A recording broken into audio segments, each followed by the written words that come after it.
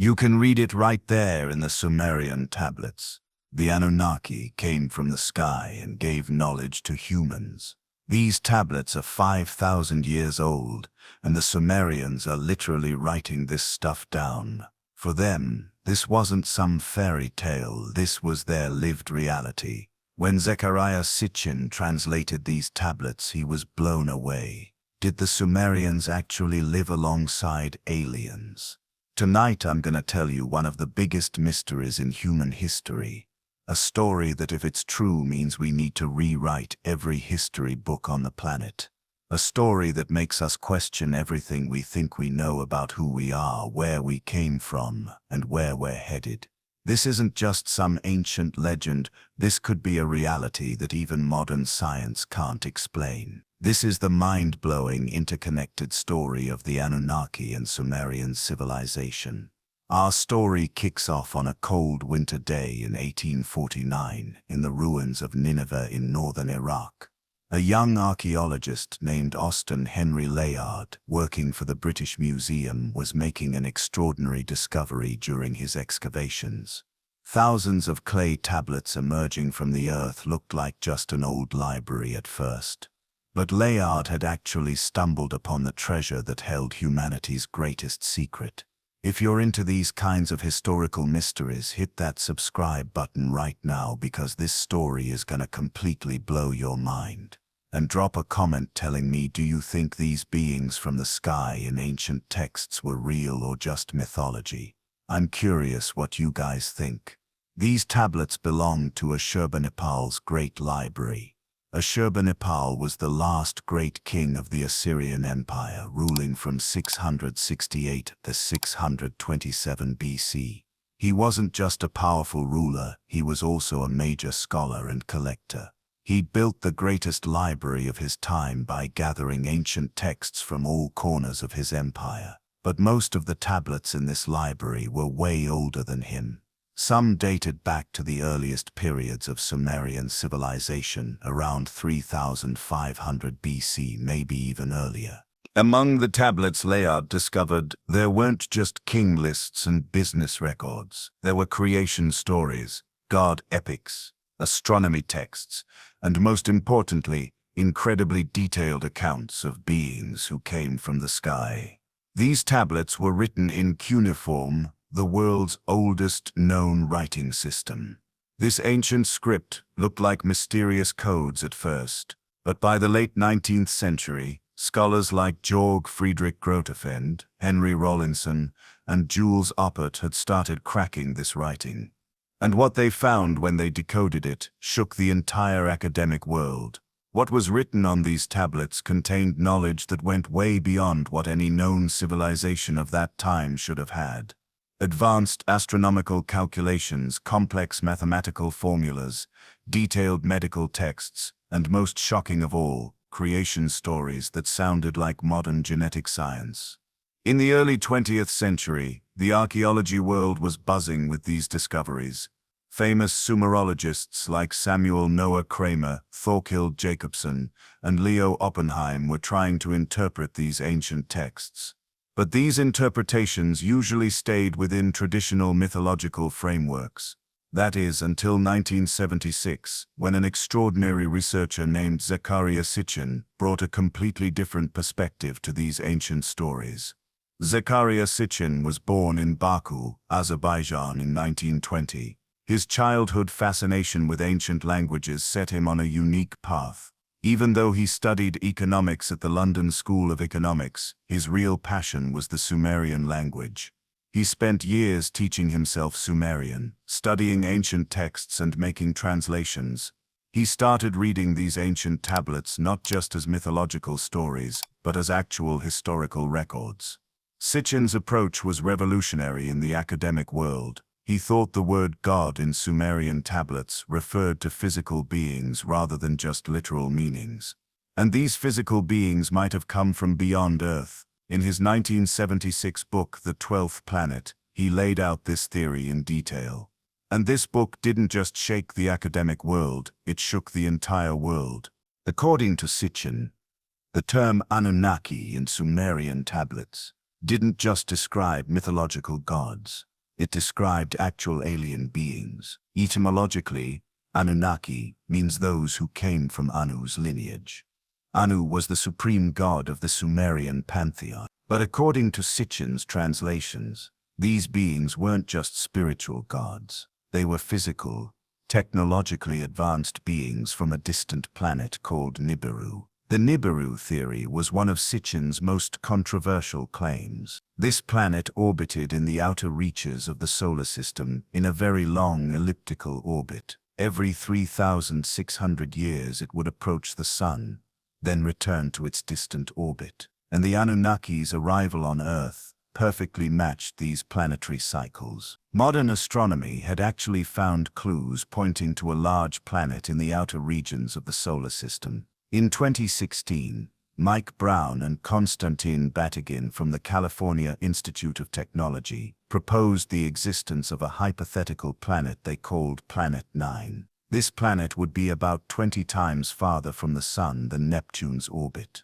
Even though it hasn't been directly observed yet, its gravitational effects could be understood from the movements of other celestial bodies. Sitchin's followers saw this discovery as modern evidence of Nibiru. But mainstream astronomy pointed out important differences between Planet 9 and Sitchin's Nibiru. Planet 9's orbit was much longer than the 3,600-year cycle Sitchin described. Plus, they argued that such a large planet regularly circulating within the solar system would seriously affect other planets' orbits. But Sitchin's theory wasn't limited to just astronomical details. He also explained why the Anunnaki came to Earth, and this reason was filled with specific and technological details that even modern science found surprising. According to Sitchin, about 450,000 years ago, the Anunnaki living on planet Nibiru faced a major crisis. Their planet's atmosphere was gradually deteriorating due to various geological and cosmic causes. To repair and protect this atmosphere, they needed gold dust. Gold wasn't just a precious metal it was nanotechnological material that could provide atmospheric protection and filter radiation. Modern science confirms that gold can actually be used as a radiation shield. That's why NASA uses gold plating on spacecraft and astronaut helmets. And Earth had one of the richest gold reserves in the universe. With their advanced technology, the Anunnaki had detected Earth's gold reserves. So an elite exploration group of Anunnaki embarked on a challenging and dangerous space journey to Earth. The leaders of this exploration mission were Ea, later known as Enki, and his half-brother Enlil. The personality differences and rivalry between these two brothers would shape all of subsequent human history. Enki was scientist type, researcher, creative, and had a protective approach toward humans. Enlil was military leader type, disciplined, respectful of authority, and capable of making pragmatic decisions. These characteristic differences would create constant tension in Anunnaki governance. When the Anunnaki first arrived on Earth, they strategically focused on different regions of the planet. First, they landed in areas near the Persian Gulf. This region was close to water sources and had rich mineral deposits. They named their first settlement Eridu. This city appears in Sumerian texts as the world's first city. Modern archaeology confirms that Eridu was indeed one of the world's oldest cities. But the Anunnaki's real target was South Africa's rich gold deposits. South Africa had the world's largest gold reserves, and modern archaeology had found evidence of gold mining in this region dating back over 100,000 years. These mines were so deep and complex, they couldn't be explained by the known technology of that period. Some went down to depths of 3 kilometers. Mining at these depths is very difficult, even with modern technology. Research conducted by Anglo-American Corporation in the 1970s revealed surprising features of the ancient mines in South Africa. The tools and techniques found in these mines exceeded the known technology level of that period.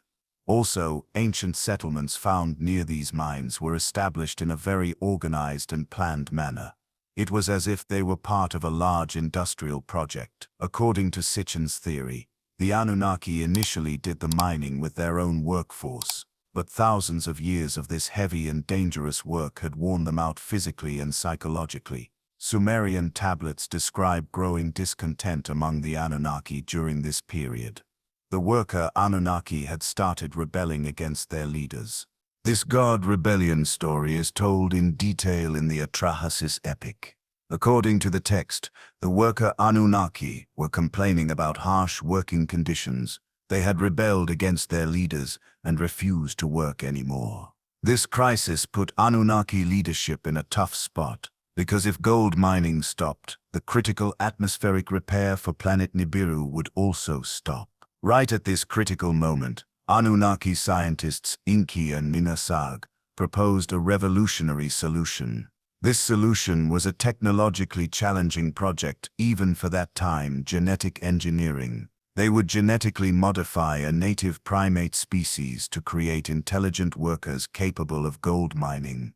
This native species was Homo erectus of that time. Homo erectus had emerged in Africa about 2 million years ago and was a moderately intelligent hominid. It could use tools, make fire, and conduct organized hunts. But it didn't have sufficient intellectual capacity for more complex tasks. Enki and Ninhursag would create a hybrid species by mixing their own advanced DNA with that of these primitive humans.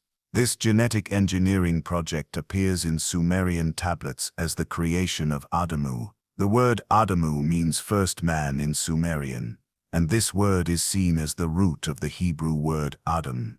It's truly amazing how Sumerian tablets described this process in such detail and scientific accuracy in an age when modern genetic knowledge didn't exist. Terms used in the tablets show striking similarities to modern genetic terminology. For example, the Sumerian term for DNA appears as Teb, Aadmea, meaning essence of life. The term for genes is Intu, meaning determined fate. For chromosomes, Uzu, meaning flesh and bone structure, is used. How these terms align so closely with modern genetic concepts? Is it coincidence, or does it reflect real knowledge? The creation process itself shows surprising similarities to modern genetic engineering processes. In Sumerian tablets, Enki and Ninhursag are described as taking clay, genetic material, and adding their own spirit, DNA. This mixture is processed in special vessels, laboratory environment, and the result is born as Adamu, the first hybrid human. But this process didn't yield perfect results on the first try. The tablets describe many failed experiments. Some hybrid creatures turned out too weak and couldn't survive. Some were too aggressive and couldn't be controlled. Others had insufficient intellectual capacity and couldn't perform complex tasks.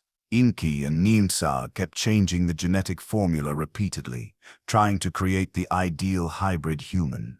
This process is described with precision that resembles modern laboratory work. Different gene combinations are tried, results are recorded, failed specimens are eliminated. Finally, the ideal formula is found, and thus Homo sapiens, modern human species, is born. This new species has both physical strength and sufficient intellectual capacity. It can perform complex tasks like gold mining, but also obeys the Anunnaki. This genetic creation theory shows striking alignment with modern science's missing link problem. Evolutionary theory can't fully explain the transition from Homo erectus to Homo sapiens. This transition happened too fast by evolutionary standards. With normal evolutionary processes, such complex changes wouldn't be expected to occur in such a short time. Especially the expansion of the human brain, increased linguistic capacity, and social organization skills developed very rapidly. These changes seem like a sudden leap occurred. Mainstream science tries to explain this with environmental pressures and natural selection. But some scientists think this explanation isn't sufficient. What do you think about these genetic theories? Drop a comment telling me, do you think the rapid changes in human evolution were natural, or was there outside intervention? I'm curious about your thoughts. But the Anunnaki story doesn't end with just genetic creation. According to Sumerian tablets, the first created humans were only used as workers. They didn't have reproductive ability, because the Anunnaki didn't want uncontrolled growth of the human population. The first humans were produced individually, through a cloning-like method. But over time, especially with Enki's intervention, things changed.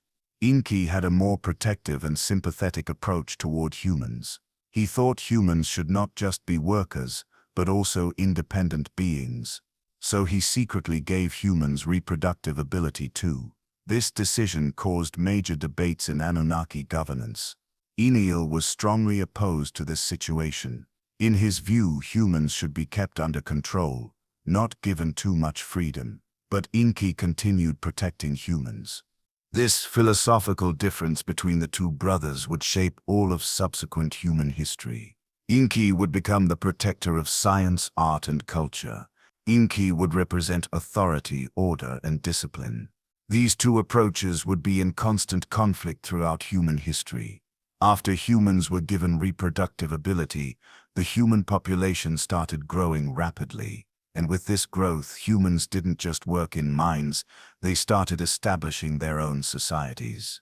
At this point, the Anunnaki also began teaching civilization to humans. But this education process wasn't random. The Anunnaki carefully directed humanity's development. Each piece of knowledge was given in a controlled manner, at the appropriate time, because too rapid development could make humans uncontrollable. First, agriculture was taught. Because the growing human population needed to be fed, Sumerian tablets describe in detail how Enki taught humans wheat and barley cultivation. This education covered not just planting seeds, but also irrigation systems, harvesting techniques, and storage methods. Modern archaeology confirms that agriculture really did begin in the Mesopotamia region about 10,000 years ago. And this agricultural revolution was so sudden and comprehensive that some scientists call it the Neolithic explosion. This rapid change was much more radical than normal evolution could explain. After agriculture came the writing system.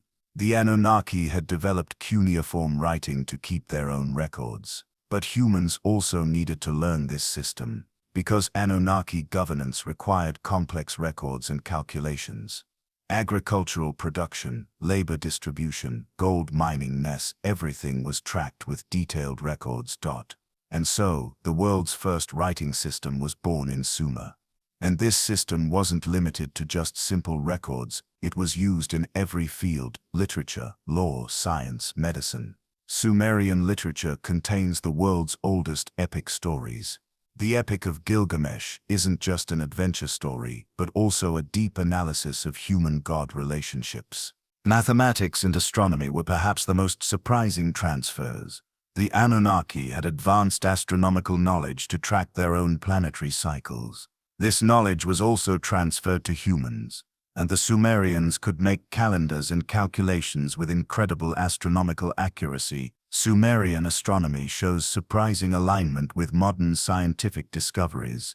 They knew all the planets in the solar system, including Uranus and Neptune. These planets were discovered thousands of years after the invention of the telescope. So how could the Sumerians have known this? Even more surprising, the information given about planets in Sumerian texts almost perfectly matches modern astronomical data. Planet sizes, orbital periods, number of satellite mytae, all correct. Knowing this information without advanced telescopes and space technology wouldn't be possible. Sumerian mathematics was similarly advanced. They used a base 60 number system. This system was so practical that we still use it today. 60 seconds, 60 minutes, 360 degrees all come from Sumerian mathematics, and behind this system was very advanced mathematical understanding. The Sumerians could solve not just simple calculations but complex geometric problems. They knew the number pi, square root calculations, trigonometric functions. That these pieces of knowledge were rediscovered thousands of years later can't be just coincidence. The legal system was perhaps one of the most important Anunnaki transfers. Anunnaki society was governed by very complex social rules. These rules included different social classes, duties, and responsibilities. Even among the Anunnaki themselves there was a hierarchical order. This social model was also adapted to human societies, and so the world's first written laws emerged in Sumeria. These laws covered not just criminal law but commercial law, family law, civil law, and even international law. The laws of Ur-Nammu are among the world's oldest written legal codes. These laws contained different rules for different social classes, but at the same time they protected basic principles of justice, proportional punishment, presumption of innocence, right to defense. The foundations of modern legal systems were laid here. Similar transfers occurred in the field of medicine. The Anunnaki had advanced medical knowledge. They could perform genetic engineering, which required very advanced biological understanding. This knowledge was also gradually transferred to humans. Sumerian medical texts contained diagnosis and treatment methods with surprising accuracy. They knew body anatomy very well. Surgical techniques, drug formulas, disease diagnoses, and all very advanced. Especially in neurosurgery, Sumerian physicians' achievements were surprising. Skull operations, brain tumor removals, even plastic surgery examples exist. These operations seem nearly impossible with the technology of that period. How do you think this advanced knowledge can be explained? Natural human intelligence or externally sourced teaching? Share your thoughts in the comments. But perhaps the most complex aspect of the Anunnaki story was their governance system on Earth. According to Sumerian tablets, the Anunnaki divided Earth into different regions and gave each region to different Anunnaki leaders. This regional governance system was established for both practical and strategic reasons. Enki governed Africa and parts of South America. These regions had the richest gold deposits and were also where the oldest human populations lived. Enki's protective approach allowed humans in these regions to develop more freely. Enki controlled the Middle East, Anatolia, and parts of Europe. These regions were on strategic transit points and important trade routes. Enki's authority-based governance style led to the development of more hierarchical societies in these regions. Ninhursag administered the Indian subcontinent and parts of the Far East. Her scientific and analytical approach led to developments in mathematics, astronomy, and philosophy in these regions. Ninhursag governed North America and some regions of Siberia. His warrior character caused societies in these regions to maintain a more nomadic and hunter-gatherer lifestyle. This regional governance system could explain the development of different human cultures. Each Anunnaki leader's unique governance style might have given birth to different civilizational characteristics. This could explain why different regions of the world experienced different religious systems, social structures, and technological developments. For example, the fact that ancient civilizations in Africa and South America built similar pyramid structures could be explained by being under Enki's common governance. The advanced mathematics and astronomy knowledge in India and China could be the result of Ninhursag's scientific approach. The early city-states and legal systems in the Middle East could be a reflection of Enlil's organized governance style. The tribal lifestyle and warrior cultures in North America could be Ninhursag's influence. This theoretical framework could also explain similarities in world mythologies. Nearly all ancient cultures have the motif of teachers who came from the sky. The Anunnaki in Mesopotamia, the Neteru in Egypt, the Devas in India, Kukulkan in Maya culture, Quetzalcoatl in Aztec culture, all have similar characteristics. These beings are usually described as characters who bring knowledge, establish civilization, and teach technology to humans. And they are all beings who return to the sky after a certain period. Does this similarity reflect a common source? According to Sitchin, the biggest and most tragic conflict among the Anunnaki occurred between Enki and Enlil. The philosophical differences between these two half-brothers gradually turned into irreconcilable contradictions. While Enki supported humanity's independent development, Enlil argued they should be kept under constant control. The climax of this conflict was experienced in the Great Flood event. This disaster described in Sumerian tablets is presented not just as a natural event, but also as a result of Anunnaki politics. Enlil became disturbed by the growing human population and their increasingly independent behavior. Humans were no longer just following Anunnaki orders, they were making their own decisions, developing their own cultures. Enlil saw this situation as dangerous and decided to reset humanity. This reset operation was carried out by taking advantage of a natural disaster. Geological data confirms that a great flood really occurred about 12,000 years ago. This flood was related to the end of the last ice age and the melting of glaciers. But according to Sitchin, the Anunnaki knew about this natural disaster in advance and didn't warn humans. But Enki secretly warned humans. He gave instructions to selected human groups to build large ships and preserve animal species. This is the real origin of Noah's Ark story. This story also exists in different cultures around the world. Utnapishtim in the Epic of Gilgamesh, Manu in Hindu Puranas, Deucalion in Greek mythology, all tell the same event from different perspectives. Does this universality reflect a common historical event? Modern geology and archaeology confirm that major climate changes really occurred 12,000 years ago.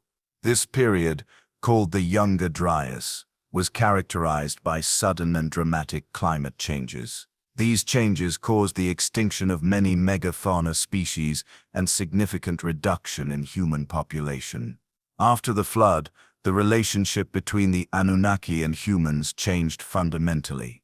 Now humans were governed more carefully but also more independently. The Anunnaki began preferring indirect guidance instead of direct intervention. During this period, great civilizations began to be established. Sumer, Egypt, Indus Valley Civilization, China all developed almost simultaneously, 5,000 years ago after the flood. And all these civilizations developed at a surprising speed. How can this civilization explosion be explained? Mainstream archaeology explains this with the Neolithic Revolution. The combination of transition to agriculture, settled life, population growth, and specialization gave birth to complex societies. But the problem Sitchin pointed out is this. This development was too fast and too comprehensive. With normal evolutionary processes, such complex systems wouldn't be expected to develop in such a short time. Moreover, these civilizations used similar technologies and knowledge even though they didn't make contact with each other. Pyramids are the most striking example of this. Egypt, Mesopotamia, Peru, Mexico, China, Cambodia, there are pyramids built with similar techniques in different parts of the world at different times. These structures require not just burial functions but also advanced astronomy, mathematics, and engineering knowledge. The Giza pyramids are the most debated structures on this topic. These pyramids aren't just simple structures made of large stones. The acoustic properties inside them, electromagnetic fields, astronomical alignments, underground chambers, all require very complex design. The acoustic properties of the king's chamber inside the Great Pyramid are particularly interesting. This room creates resonance at certain frequencies. This resonance is compatible with alpha waves of the human brain. It's as if it was specifically designed for meditation or trance. The original limestone casing found on the pyramid's exterior surface was designed to reflect light. When illuminated at night, the pyramid looked like a giant lighthouse. Was this feature designed for visibility from a distance? The mysterious tunnels and chambers in the lower part of the pyramid still haven't been fully explored. These areas seem too complex for just burial functions. Maybe they served different purposes. Sitchin claimed that the pyramids were the Anunnaki's spaceports. These structures were landing and takeoff points for spacecraft coming from planet Nibiru. And indeed, the locations of the pyramids have ideal characteristics for ancient aviation. The geological features of the Giza Plateau are strong enough to support large weights. The region's climate is suitable for air traffic year-round, and the geographical location in the center of the world is ideal for access to all continents. Modern aviation experts have analyzed the functionality of this theoretical spaceport. The result was surprising. This location is really very suitable for space traffic, especially for spacecraft in polar orbits. It's perfect. But pyramids aren't limited to just Egypt. The Nazca lines in South America could support a similar spaceport theory. These giant lines can't be seen from the ground. They only become meaningful when viewed from the air. They're like markers for air traffic. Some of the lines at Nazca show surprising similarity to runway markings at modern airports. Straight lines, geometric shapes, even spiral forms exist. How could these lines be drawn so precisely with the technology of that period? The geological features of the Nazca region are also interesting. The soil forms a very hard and flat surface. This surface is ideal for heavy vehicles to land, and climate conditions are suitable for air traffic year-round. Ancient settlements found next to the Nazca lines have advanced water channels and irrigation systems. These systems have the capacity to feed large populations. It's as if this region was planned for intensive use for a long time. Megalithic structures in Peru like Sacsayhuaman and Pumapunku also raise similar questions. The stones used in these structures are very large and very precisely cut. There are gaps between stones so narrow that even a knife blade can't fit. This precision would be difficult to achieve even with modern technology. How could such precise stonework be done with the technology of that period? And how were such large stones transported and placed? Some stones weigh over 100 tons. Even modern cranes have difficulty lifting these weights. How was this operation performed at that time? According to Sitchin, the answer is Anunnaki technology. These beings had anti-gravity technology. With this technology, they could easily move large weights, and this technology was also taught to selected human groups. Modern physics acknowledges that anti-gravity technology is theoretically possible. Electromagnetic field manipulation, sound wave technology, even quantum field manipulation, all can produce force against gravity. It's claimed that Tibetan monks lifted stones with sound waves. These claims haven't been scientifically tested, but aren't considered completely impossible either.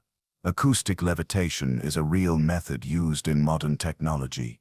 In ancient texts there are descriptions like flying carpets, chariots ascending to the sky, stones moving with sound. Could these descriptions be attempts by primitive humans to describe advanced technologies? The Miu vehicles mentioned in Sumerian texts show surprising similarity to modern UFO descriptions. These vehicles could fly, emit light, make loud noises, and suddenly appear and disappear. Modern UFO reports carry similar characteristics. The UAP reports Pentagon released in 2020 acknowledge that unexplained aerial vehicles really exist. These vehicles don't conform to any known technology. These modern UFOs can perform maneuvers that defy the laws of physics. Sudden direction changes, reaching very high speeds, showing the same performance underwater and in air. All of these can't be explained with current technologies. If these vehicles aren't human-made, who's making them? And if they've existed since ancient times, could this be a continuation of Anunnaki technology? These questions bring us to the modern part of Sitchin's theory. According to him, the Anunnaki didn't completely leave Earth. They continue to guide humanity in a more hidden and indirect way. This guidance occurs in various ways. Selected human groups continue to carry Anunnaki bloodlines. These groups hold leadership positions in society, from royal families to major corporation owners, from political leaders to religious authorities. This claim obviously shows great similarity to conspiracy theories, but Sitchin based this not just on speculation but on genealogical research. The family trees of the world's powerful families can really be traced back to ancient times. European royal families, Japanese imperial line, Indian Maharaja families, all have kept detailed genealogical records going back thousands of years.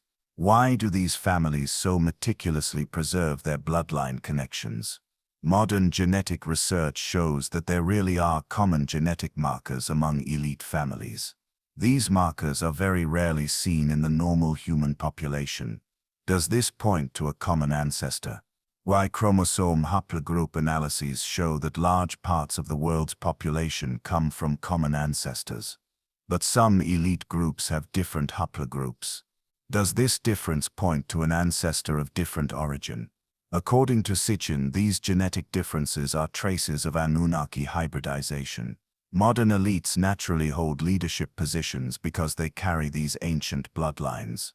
And this explains why they've stayed in power for thousands of years. This theoretical framework could also explain modern technological developments. Artificial intelligence, genetic engineering, space technology, nanotechnology is slowly approaching the technologies the Anunnaki supposedly had. Is this approach coincidental or planned? According to Sitchin, humanity is actually rediscovering Anunnaki technology, because these technologies exist as coded information in our DNA. The Human Genome Project discovered that human DNA contains very large amounts of junk DNA. This DNA appears to have no function. But is it really functionless, or does it have functions we don't understand yet? Some geneticists think junk DNA might actually be deactivated genes. These genes could be reactivated under appropriate conditions, and this could mean human potential is much greater. If the Anunnaki hybridization theory is correct, these deactivated genes could be the parts where Anunnaki knowledge is stored, and modern technology is slowly unlocking this information. Quantum computing, artificial consciousness, genetic reprogramming, these technologies are expanding the limits of the human mind and body. Maybe humanity is progressing toward reaching Anunnaki level. Do you think modern technological developments are coincidental or planned evolution? Share your thoughts in the comments. But perhaps the most controversial aspect of Sitchin's theory is the Anunnaki return prediction. According to him, planet Nibiru visits the solar system in approximately 600-year cycles, and the time that has passed since the last major visit is approaching the end of this cycle. According to Sitchin's calculations, Nibiru's next approach will occur in the first half of the 21st century, and with this approach, the Anunnaki will also return to Earth. Could this return of the Anunnaki theory be connected to the increase in modern UFO activity? Since the 20th century, UFO sightings have increased dramatically. Could this increase be a sign of the Anunnaki's return preparations? Pentagon's UFO disclosures add a new dimension to this theory. The American government officially acknowledges the existence of unexplained aerial phenomena. These phenomena don't conform to any known technology. These modern UAPs show surprising similarity to descriptions in ancient texts. Transmedium capability, air-water transition, instantaneous acceleration, gravity-defying maneuvers, all exist in ancient god vehicle descriptions. If these vehicles are of extraterrestrial origin, and if they've been visiting Earth for thousands of years, this supports the Anunnaki theory, because this means continuous monitoring. Modern city search for extraterrestrial intelligence projects are searching for intelligent life in space.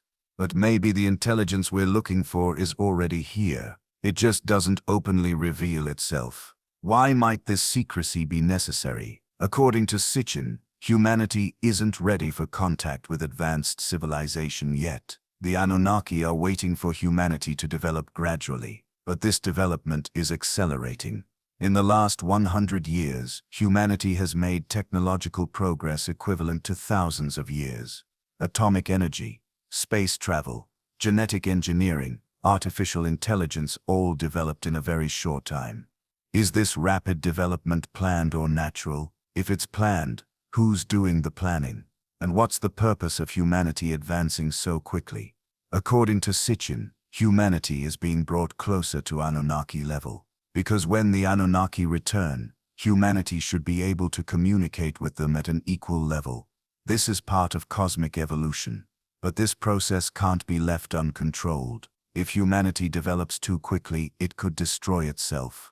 Nuclear war, climate change, AI takeover, IRA potential threats. So careful guidance is needed. This guidance might be provided in various ways. Scientific breakthroughs, political developments, social movements, all might be indirectly guided. Modern world events could take on different meanings when viewed from this perspective. The sudden end of the Cold War, the rapid spread of the internet, the revival of space exploration, are these coincidences? But of course all of this remains speculative. Sitchin's theories are fascinating, but scientifically unproven. Mainstream academia strongly rejects these claims. Sitchin's biggest critics argue that his cuneiform translations are wrong. Assyriology experts like Dr. Michael Heiser from Harvard and Dr. Irving Finkel from Princeton say Sitchin's Anunnaki = aliens translation is completely incorrect. These experts argue that the word Anunnaki simply means gods, that the extraterrestrial interpretation is a modern invention. They say ancient texts should be read as mythological narratives, not as literal historical records. Sitchin's 12th planet theory is also heavily criticized. Modern astronomy can't find conclusive evidence for such a planet's existence in the solar system. The Planet 9 hypothesis exists, but this doesn't exactly match Sitchin's described Nibiru. Claims about DNA and genetics are also controversial. Mainstream genetics explains human evolution through natural selection in Africa. Missing link problems are also gradually being resolved with new fossil discoveries. Genetic evidence to support artificial intervention hasn't been discovered yet. Archaeological anomalies also have alternative explanations. Ancient engineering achievements are sophisticated, but explainable with period-appropriate technology and human ingenuity. Extraordinary claims require extraordinary evidence. But Sitchin's defenders present different arguments. Even in the academic world, there's no complete consensus on the Sumerian language. Different experts can translate the same texts differently. Sitchin's translations might be wrong, but they're not completely unreasonable. The details in ancient texts are really puzzling.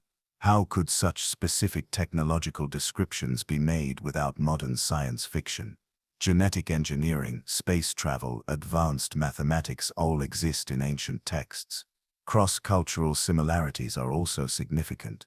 Why do unconnected civilizations in different regions of the world tell the same sky gods' narratives? Does this reflect a common reality? Archaeological anomalies are also important. The ancient gold mines in South Africa, the construction techniques of the Giza pyramids, the stonework at Puma Punku, most of these aren't fully explainable with the official technology level of the period.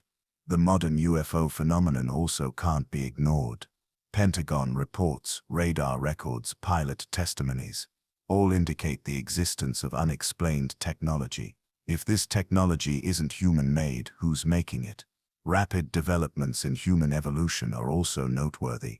The emergence of Homo sapiens occurred very quickly by evolutionary standards. Human brain expansion, language development, social organization, all happened in a short time period. Can this be explained by normal evolution? Modern technology development is also striking. In the last century, humanity's progress rate has increased dramatically. Atomic age, space age, information age, genetic age, all developed in a very compressed time frame. Is this natural progression or guided development? Sitchin's story is based more on circumstantial clues than conclusive evidence. But these clues are at least thought-provoking. Maybe the truth isn't exactly as Sitchin described, but maybe the anomalies he pointed out deserve a different explanation. Science is a constantly evolving process.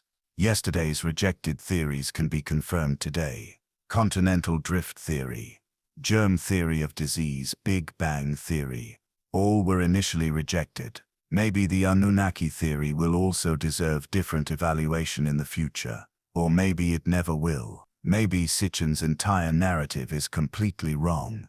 But even then, this story has value, because it brings up humanity's biggest questions. Where do we come from? Why did we develop so rapidly? Are there other intelligent beings in the universe? These questions are much more ancient and universal than Sumerian tablets. Humanity has been asking these questions since the first day of its existence. And as long as we keep asking these questions, we find new answers. Sometimes these answers turn out right, sometimes wrong.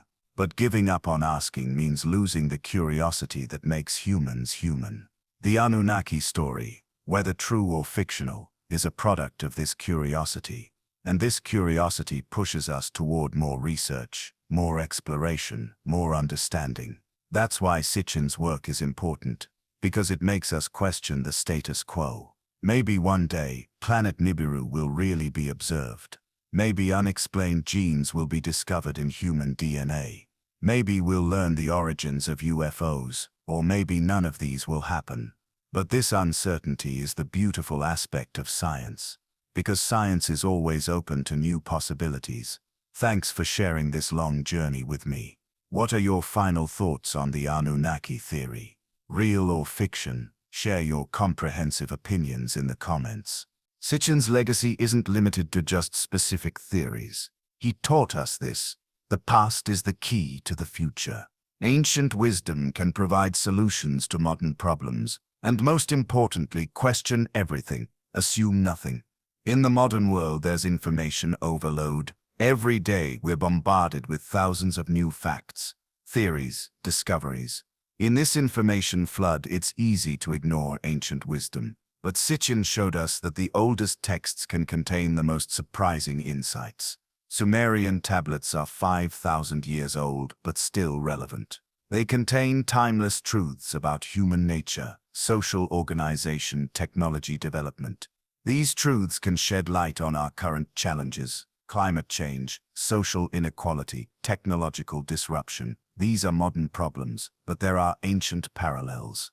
Similar challenges are described in Anunnaki stories: environmental crisis, social conflict, technological transformation. All might be part of cyclical patterns.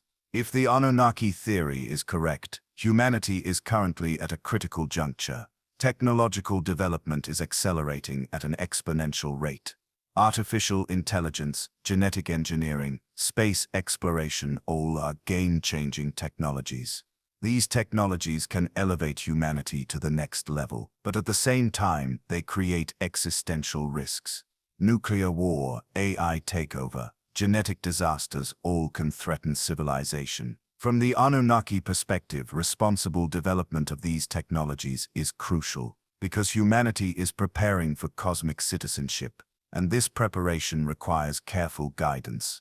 This guidance can manifest in various forms: scientific breakthroughs, social movements, political development. All might be part of a larger plan, but ultimate responsibility is in humanity's own hands. Sitchin's message is clear: we are not alone. Whether the Anunnaki are real or symbolic, the truth remains. The universe is vast and full of possibilities, and humanity plays a unique role in this cosmic drama. Our DNA carries ancient memories. Our consciousness harbors infinite potential. Our destiny is intertwined with the stars. This perspective is both humbling and empowering. Humbling because we realize we're not the pinnacle of evolution. There might be more advanced beings, more sophisticated civilizations might exist. Our achievements might be small steps in the vast cosmic context, but at the same time empowering. Because if we carry divine genes, if we're products of advanced intervention, then our potential is unlimited. We can transcend current limitations, achieve extraordinary things. To realize this potential, we need to understand the past. We need to study ancient wisdom, rediscover forgotten knowledge, and most importantly, we need to maintain open minds. The modern education system often encourages narrow specialization, but the ancient approach was different. Sumerian scholars studied everything: mathematics, astronomy, literature, medicine. This holistic approach provided deeper understanding. Sitchin exemplified this holistic approach. He was an economist, linguist, historian, archaeologist. He had a multidisciplinary background. This breadth of knowledge led to unique insights. Future scholars can follow Sitchin's method, instead of staying limited to a single discipline, integrating multiple fields, because truth is often hidden in the boundaries between disciplines. Technology also facilitates this integration. Digital databases, translation software, imaging technology, all make studying ancient texts easier. New discoveries are constantly emerging. In recent years, many new Sumerian tablets have been discovered. Ongoing excavations in Iraq, archaeological sites in Syria, museum collections in Iran all provide new information. This information can confirm or refute existing theories. Genetic research also provides new insights. Ancient DNA analysis reveals human migration patterns. Proto-Indo-European expansion, Neolithic farmer migrations, hunter-gatherer interactions, all can be tracked with genetic evidence. This research can directly test Sitchin's theories. If ancient genetic intervention is real, there should be DNA evidence. If there are different human lineages, this should be detectable. Space exploration is also relevant. Mars missions, asteroid studies, exoplanet discoveries, all provide new information about solar system history. This information can support or disprove the Nibiru theory. SETI research continues the search for alien intelligence. Radio signals, optical searches, gravitational wave detection, all monitor potential contact. If advanced civilizations exist, contact is eventually inevitable. But contact might not necessarily be dramatic. Subtle influence, gradual revelation, indirect communication, all are possible. Anunnaki-style intervention might not be obvious to modern observers.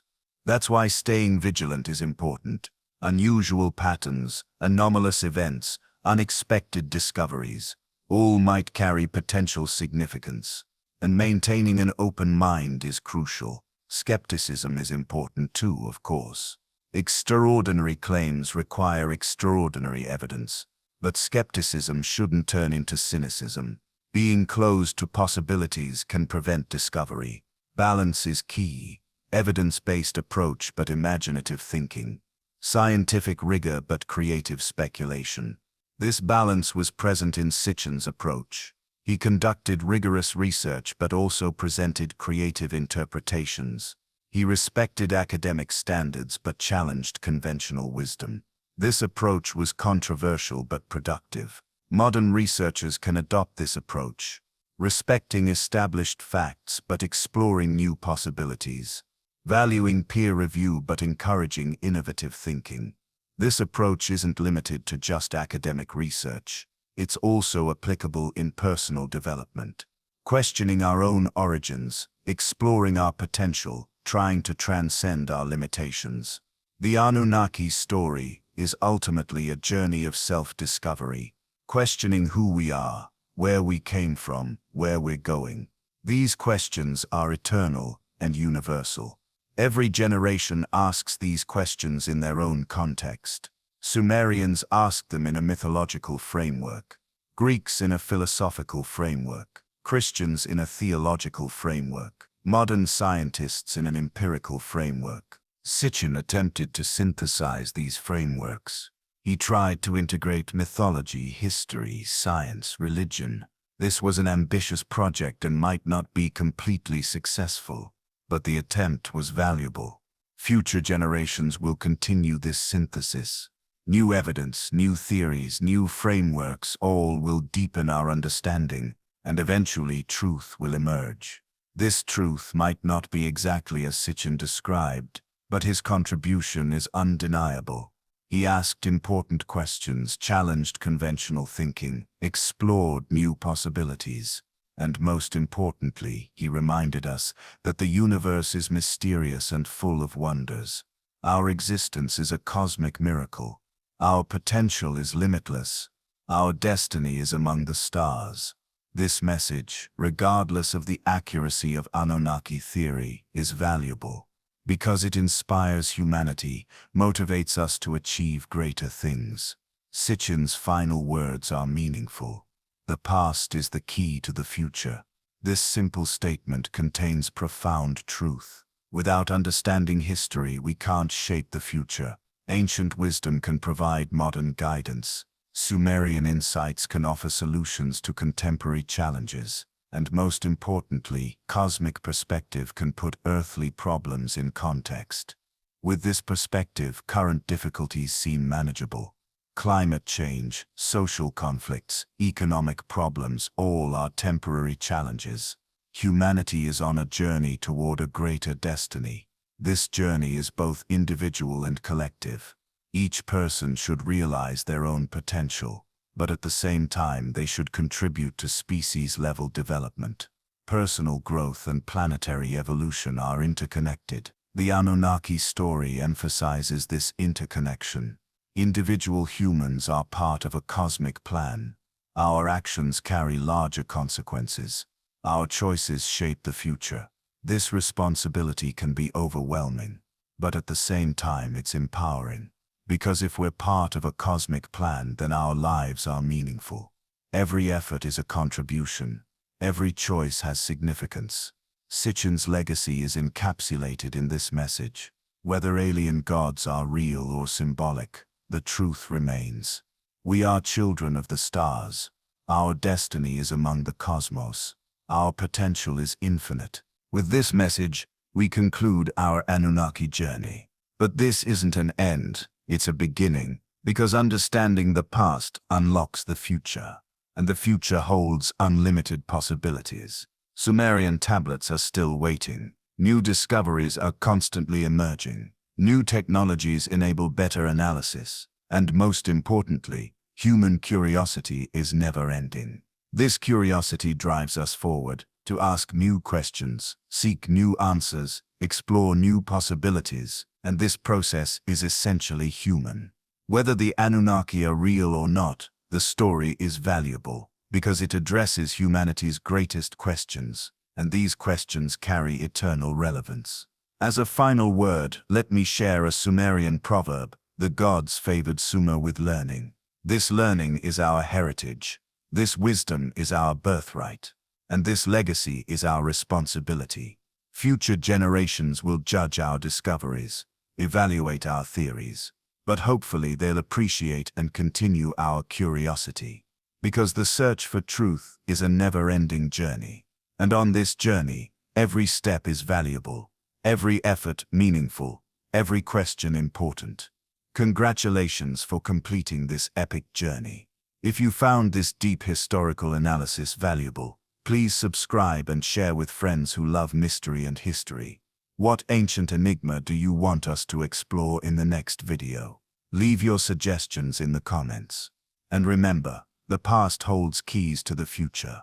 Ancient wisdom guides modern steps, and most importantly, the truth is out there, waiting to be discovered. Until next time, keep questioning, keep exploring, keep wondering, because wonder is humanity's greatest gift. And the more we use this gift, the closer we get to truth. Good night, fellow seekers. May your dreams be filled with ancient mysteries and cosmic possibilities.